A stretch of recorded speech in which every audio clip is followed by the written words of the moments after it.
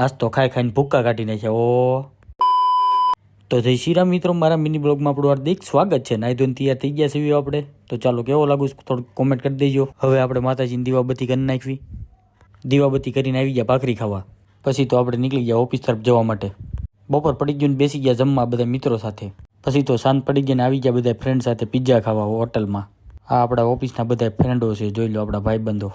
ઉપર આવી ગયા ને જોયું ત્યાં આપણે બધું વેટિંગમાં હતું. તો આપણે વેટિંગમાં હતા, પાછા નીચે આવી ગયા બધા ફ્રેન્ડ સાથે ઘડીક ઊભા રહ્યા.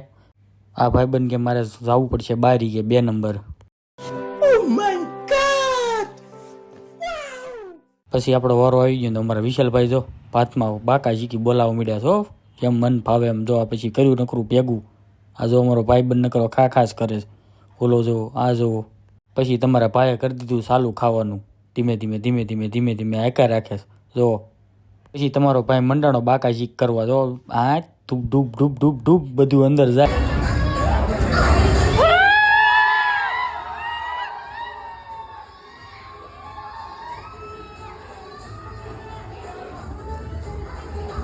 પછી તો છેલ્લે આવી ગયું આઈસ્ક્રીમ ને. આ જો અમારો ભાઈબંધ મંડાણો. ચાલો આજનો બ્લોગ આવ્યા સુધી. અમારો વિડીયો ગમે લાઈક છે ને કોમેન્ટ કરી દેજો.